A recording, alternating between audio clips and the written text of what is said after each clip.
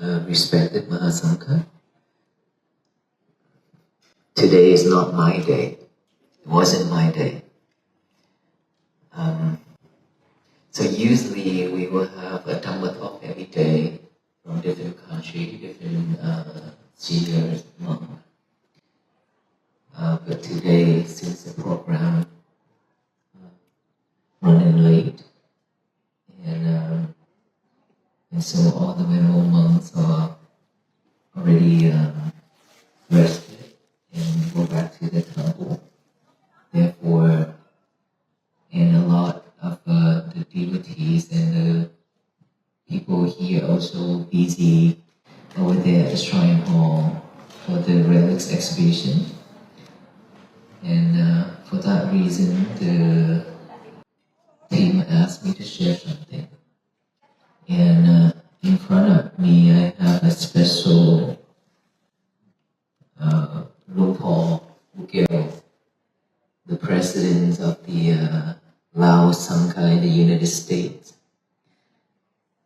As you can see, last year, he is one of the most venerable monk that I respect so much. That every day, he would wake up early in the morning, he would do the chanting, he would join all the program. And then in the evening, in the talk, regardless of who giving the talk, it's a junior, a baby monk, or whoever that coming up here to give a talk, he would come out on time and sit right there to listen to the talk. That is very hard to do. It's not easy. And with that, I respect him so much. The whole event last year, and today is the first day, and he's the most senior monk coming out here to listen as well. And on this side, behind him is his assistant, Kapiya, and then on this side we have two seniors Vietnamese monks as well. Do you want me to talk in English or Vietnamese? Well, what do you want to hear? The truth. What is the truth? The truth is that I am exhausted. Since I came back from Sri Lanka. Since I came back from Sri Lanka, I haven't rested yet. Because we have so much to do here. And I also have to do the work. And today, last night, I finished the MC script at 3-something a.m. and then sent it over to the MC. And then today, the whole day, I haven't rested yet, I haven't eaten yet. Okay. But because of you all, I will try to say something.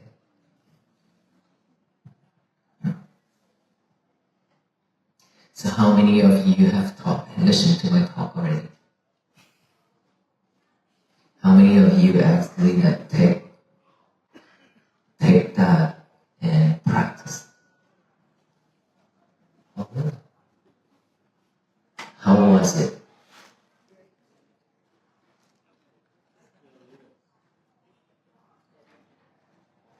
So we practice every day. And how do you feel after you practice that message? Today is going to be my peaceful day and the breathing.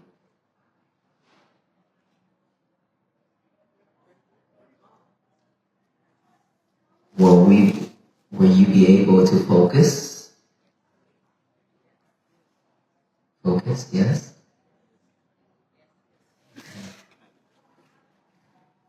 So, have you react or have done anything when somebody triggered you since the day that you listened to my talk up until now?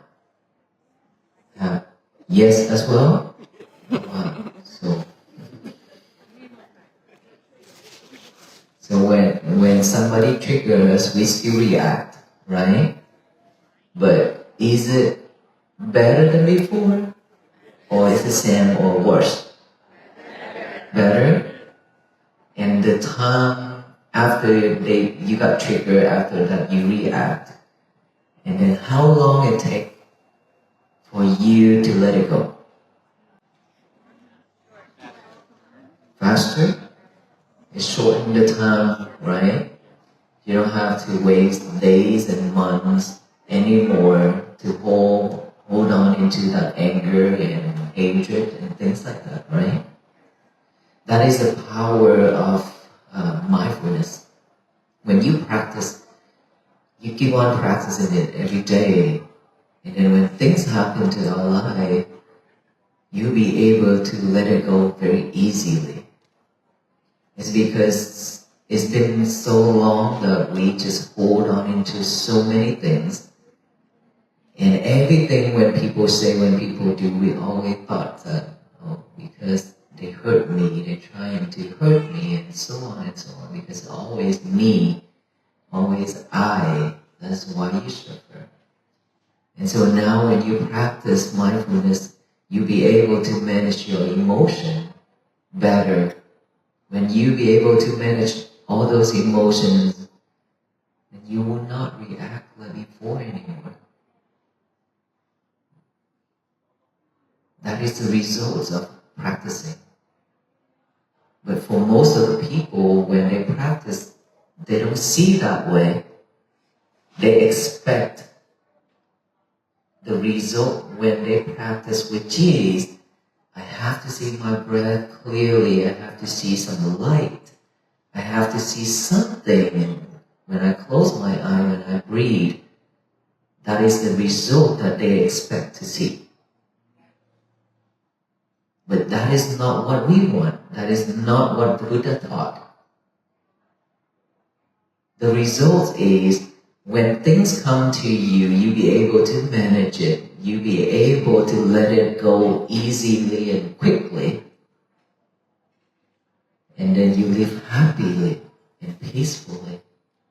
That is the result. Right? So let's say before, when people trigger, when people say something or do something to you, your face will be so mad, so upset. And now the same people or different people, they do the same thing, they say the same thing, but now you look at them a different way, not with the bullet eyes anymore. Instead, you give them a very kind look. A kind look.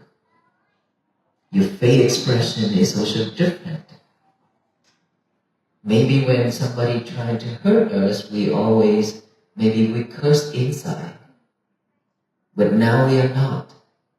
We also wish them, may you be well, be happy, and be peaceful.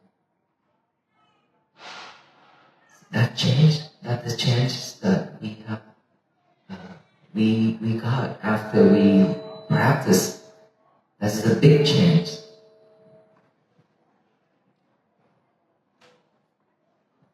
And so, don't expect anything when we practice meditation. Instead, just practice.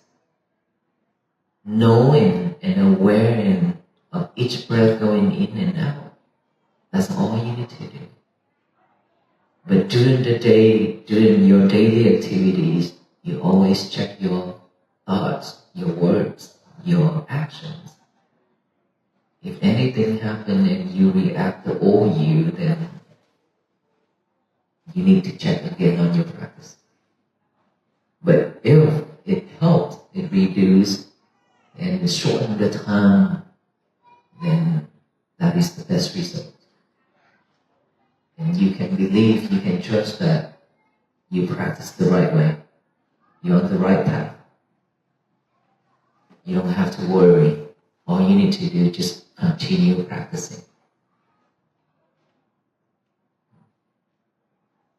Growing each and every day is just like that. You know, when I walk in Sri Lanka,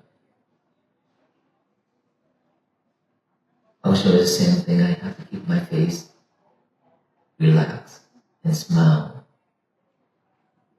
It's because there's no vacant space. People everywhere. Okay? People everywhere. And plus when you walk sometimes, I just walk, and suddenly they jump out and grab my feet. I trip over many times. That's the way of paying respect. They come out and then bow down, touch the feet. That's how they pay respect to the monks. And there are so many times that's so crowded and so many people trying to push each other, trying to get closer to the monks, chaotic.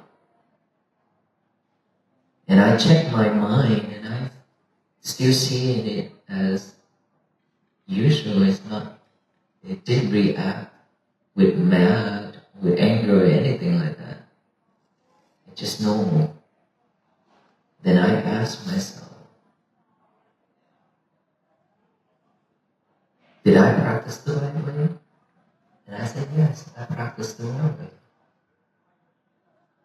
In this time that I asked, I also give my talk, I say, it doesn't matter how long we spend in the forest or in the cave to practice meditation. But whenever you get out of that forest and get out of that cave, going down, and you associate with the people, and you still react the same way, then all those times staying in the forest, in the cave, is meaningless. Right? So don't try to avoid the people, everything around you. Instead, just be normal and practice always checking your thought, your mind. That's all you need. And be mindful with it. Just mindful with it. And then when I came back here, I see my team working day and night. And last night I also worked until very late morning. And I seen that I received so much love from our people, our members who sacrifice their time and effort and everything to take care of this temple, to prepare for this event. As you can see, there's so much decorations going on right around the temple. There's a lot of effort, a lot of work. And we are very grateful that lately we have a lot of volunteers coming from our states to stay here day and night, working out there in the sun, in the rain. I feel grateful that we have so much support. And I believe that we have the connection in the past. That is why now the right condition, the right time coming. And we met with each other again and continue suffering with each other again. The more you follow me, the more you be suffer. Because I always come up with crazy things. That's what people say. That's why people say that they need to get it done and get it done quickly so that they can go elsewhere, stay away from me. Whenever they see me, they see work. Okay. And not just a normal work, but so much work. I can't help it. Sorry.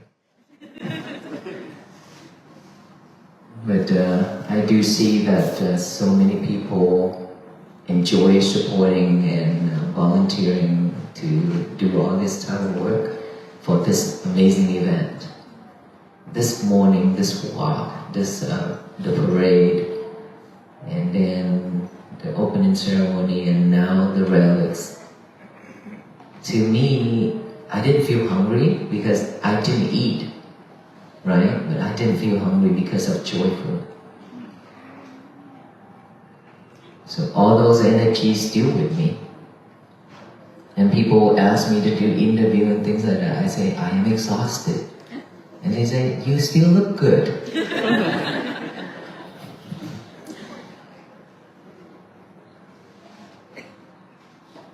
And so we just have to try, continue practice. The more you practice, you don't need to eat that much, you don't need to sleep that much. Since the day that I came back, I slept for 1 hour. And then last night, about 30 minutes something. But I'm still okay. I think it's because of the energy. Because of the energy here and the energy of all the people together. So I don't feel tired. And of course I am tired, but I don't feel like, okay, I need to rest, I need to sleep, I need to eat, I need to do this, I don't want to do anything else. I don't feel that way. I'm okay to walk back and forth. I'm okay to sit here and share with you all these. And of course, if someone else sharing is better than me, but unfortunately, not today. I was going to share on the night of the 24,000 candles. That is my night. And so I try to preserve it. And I'll share with you one story in Sri Lanka. You have seen video that when I walk on my two sides, it's always bodyguards, right? So the first day when I walk, I talked to the military, the police, and those bodyguards. I said, if you want to walk with me to protect us, you have to be on my right side. Let me walk on the left side to talk, to associate with the people. This is what I need. And then they say, Venerable Sir, please give us some kindness. I'm like, what are you talking about? They say that this is the order from the president. So we cannot do it differently. We cannot change, because this is how they treat the person who, like high-ranking people. And I say, but I'm not. I'm a monk. I'm a monk. But they say that, but it's the order from the president of Sri Lanka, so they cannot do it differently. So please be kind, give us some kindness. And then continue walking every day. I still remember when people try to rush jump into me. And these bodyguards, I'm telling you, the first time in my life seeing them react, they just take the people and throw them out. I said, no, don't do that, don't do that. Let them. And they, okay, let them. And then now so many people are trying to grab me, and they look at me and smile. The bodyguard look at me and smile. Okay, now I understand why. Because there's so much love, and I think that people think that this is the only time in their lifetime that they can see the Waffle Peace monk and they can offer something. That is why they are so gorgeous. They just want to be with the monk. That's why. And after walking on the third day, I realized that they have made the right choice by walking on both sides of me. Otherwise, I cannot walk. To be honest with you, two line of police officers and military, but people also crush them. So that much. And look at me, I'm very skinny. Easily be killed.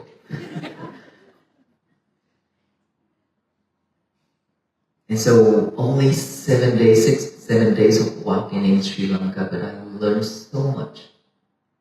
I learned so much from the people of Sri Lanka. Flowers everywhere. And so beautiful flowers. All kind of different flowers. And the most beautiful, most amazing flowers dropping I ever seen in my life is that they're using a big drone to drop the flowers from the sky down. And not just once, I thought just one time, but no, they keep doing that throughout the walk. And now they have to do a lot of cleaning now over there.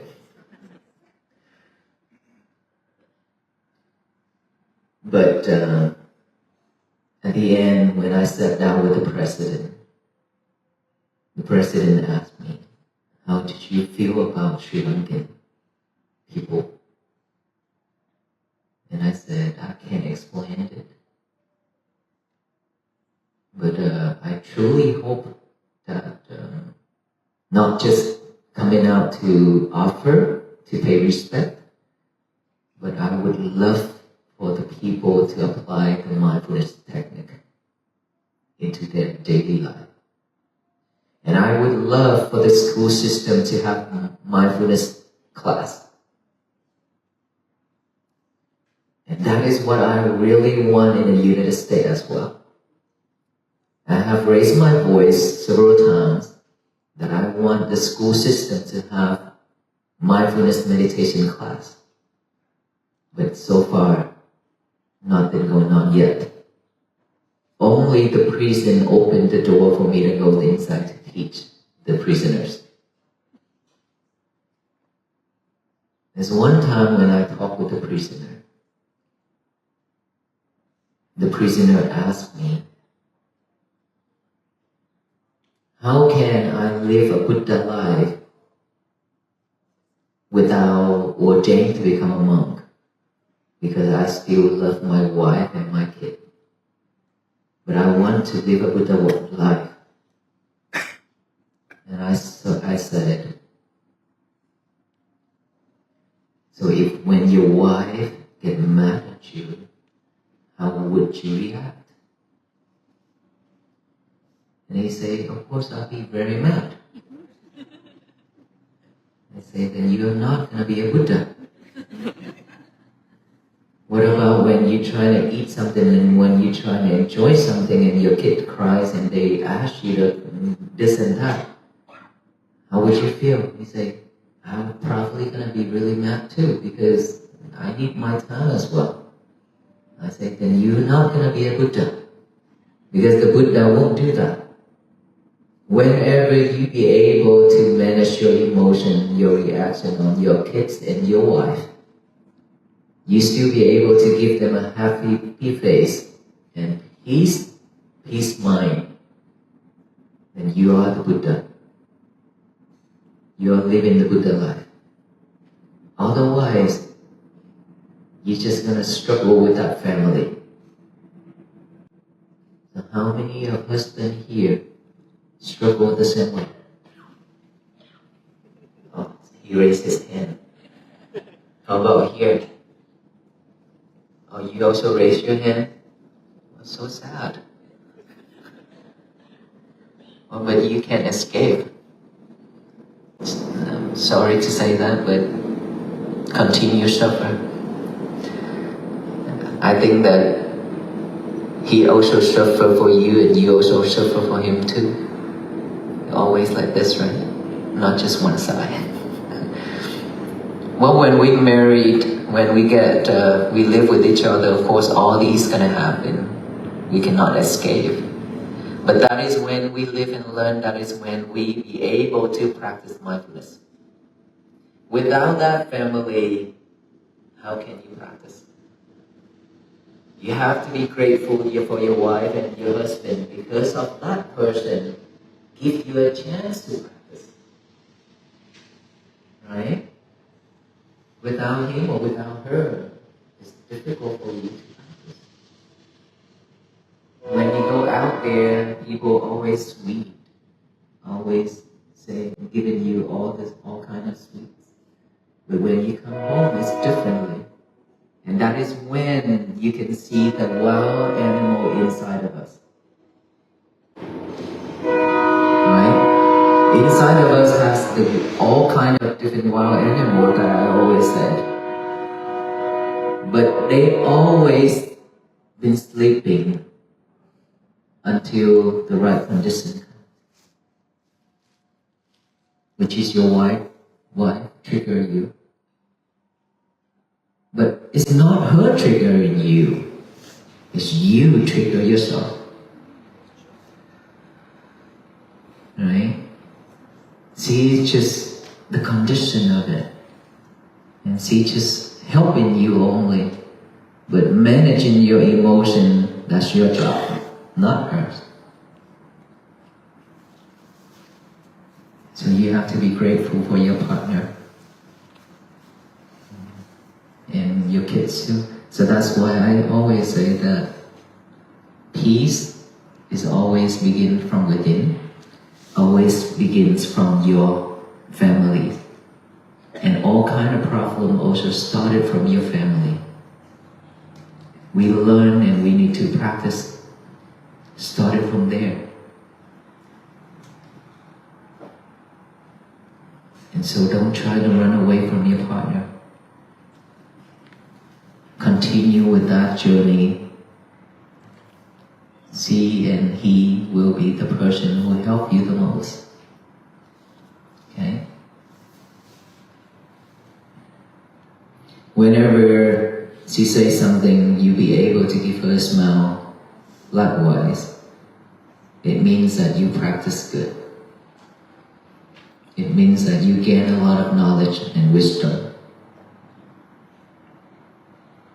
But whenever they say something, your partner says something and you react same way as before, it means that you're not getting anywhere.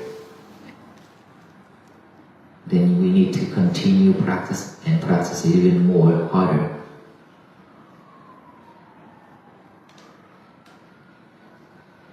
What about me? What about all the monks?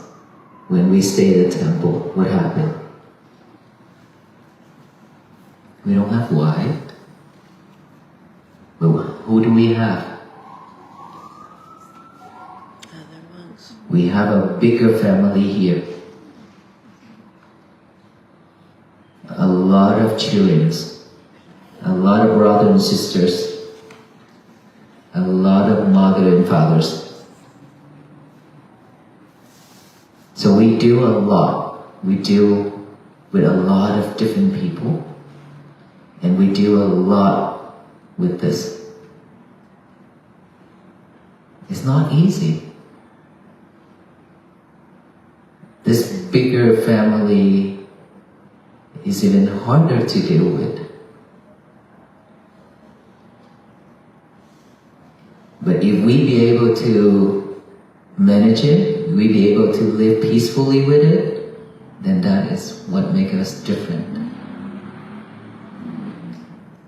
And as the son of the Buddha, the children of the Buddha, we have to practice that way. We cannot escape.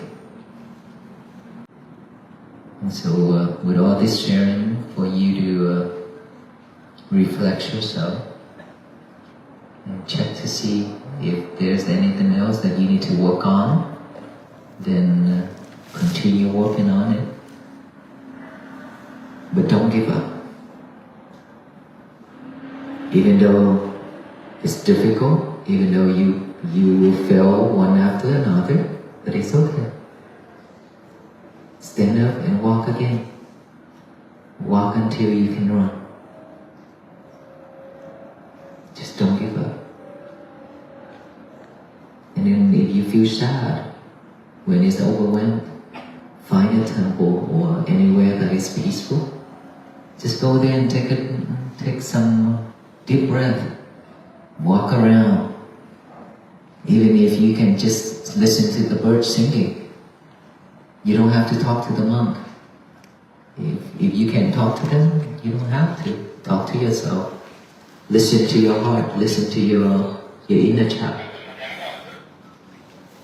Then you'll be fine. Just like me, I always talk with the wind. So you can talk with the wind. The wind will never betray you.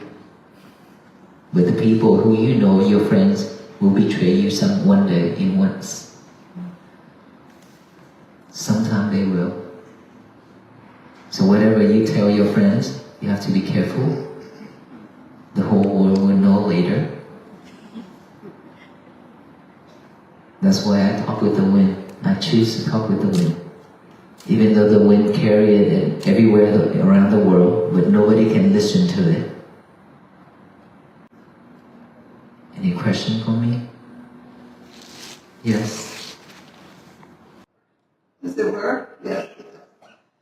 So with all your traveling and all the people that you come up against, and clearly you have a picture of wanting this study of mindfulness to be spread all over. I totally agree with you. But what's your feeling with your presenting this to people all the time? Do you feel like there's a certain number of people is there a critical number of people that like this, or maybe you don't know, but I'm just curious about that, because you've worked so hard. It's such a great idea, but I'm curious whether people have. When I walk on this path, I didn't expect anything. I didn't expect that people would come out and support this walk for peace like that. We just walk and practice on our own. Just raise that awareness to the people who will meet along the road. That's all. That's all. And then we just continue walking and walking and walking, and then reflect on our own. We practice when our mind is rising with unhappiness thing, when we encounter a problem and things like that. That is when we can see our mind. But then somehow it draws a big attention to the communities. And there were so many people came out to support the Walk for Peace and listen to my talk. And then not just once, but they follow to listen it over and over and over. And the crowd is getting larger every day. That tells us that it does make a big impact to so many people.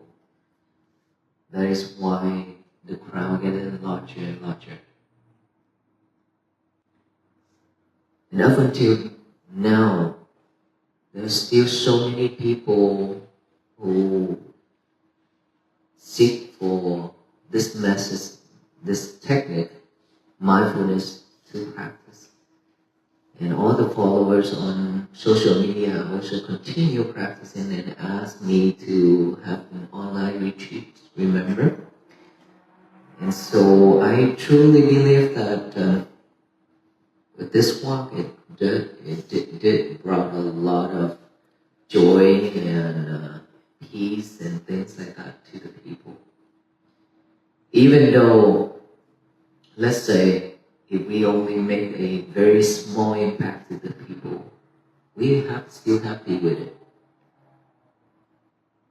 We're still happy with it. As long as we be able to share, as long as we be able to do something to the people. Maybe probably at this time, they don't get it. It's not for them. But what about the future? Maybe one day, they realize something, right? So we just planted a seed to all the people. waiting for the time for that seed to germinate and bear fruits and flowers and fruits. Just a matter of time. Right? One time the Buddha, he stood by the door while his students giving a Dhamma talk. And the Buddha stood by the door and listened to the Dhamma talk. And he felt guilty. His student asked, why are you standing there to listen to the Dhamma talk? As a Buddha, he should be inside and then sit on, on the chair and so on. The Buddha said, if you be able to give sermon like this for your whole life, I will stand here and listen for the rest of my life. I tell you that stories to tell you that it means that if I be able to share something that I practice to the people, even though a small amount of people, as long as there's still people wanted to practice and wanted to get out of this suffering and wanted to have peace, I still walk, I still share, I still do it. That is why I made a vow saying that even if I have to sacrifice my life for the projects that I made a vow for, I'm happy to do so. Right? So it doesn't matter how many people, but as long as there's one person who willing to chant, who willing to take that into action and practice, that's enough. But with that one person, it doesn't mean that that one person also gonna make only one the impact into another person. Who knows if that person can even make a greater impact, 10 more people. And then those 10 people, they have their own merits. They will make even greater and greater impact to 100 people, right? So it's multiplied. It just multiplied up like that. So that is how we share the Dhamma. That is how we share the way of practice, the way of life that the Buddha taught. So let's say I already share my thought to all of you. You take that into action and you practice. And after you practice, you found out that, oh, this helped. Now you start to share with your friends and your family members, your co-workers. That is how we spread it out. Right? The more people practice, the broader it can reach.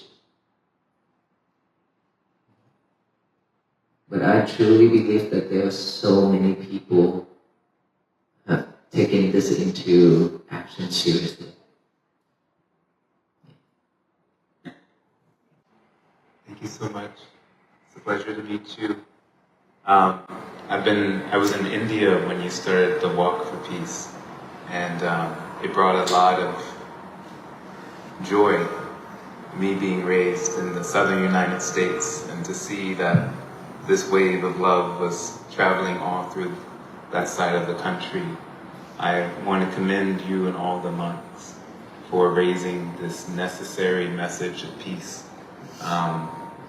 One of our friends from the global movement of humility, kindness, and love got a chance to meet you on one of these walks. His name's Joy Day. You may remember him. He's a personality.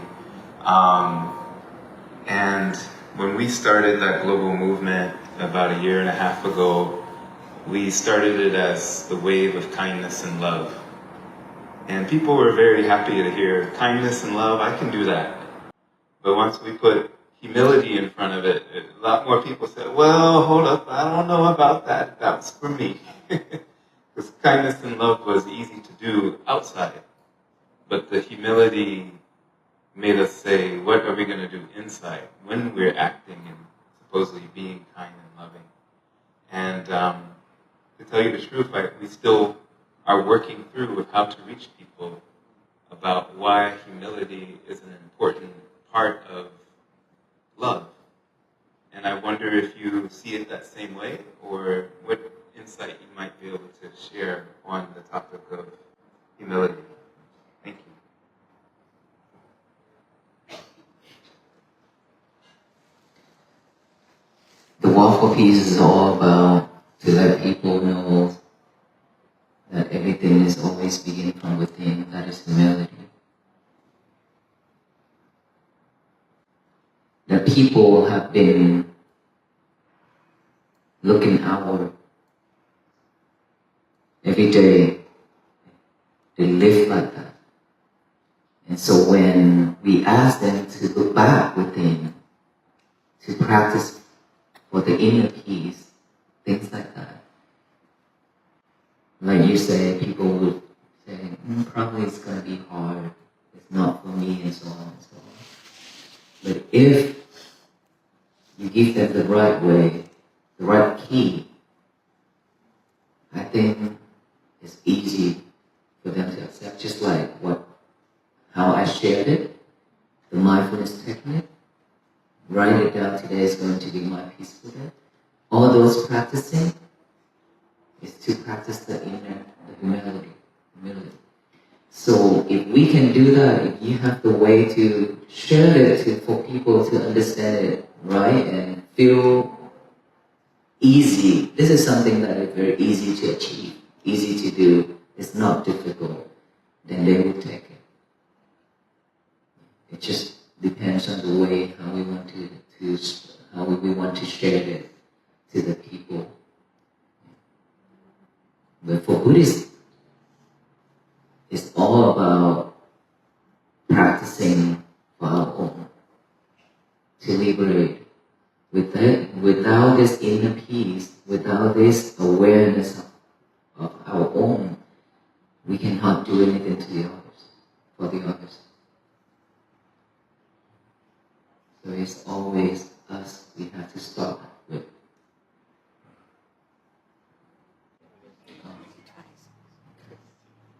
So the schedule every day, you already know the schedule, right? Right in front of this entrance, there are two schedules, Vietnamese and English. So tomorrow, starting from tomorrow in the morning, we will have the Patana chanting in Pali, here.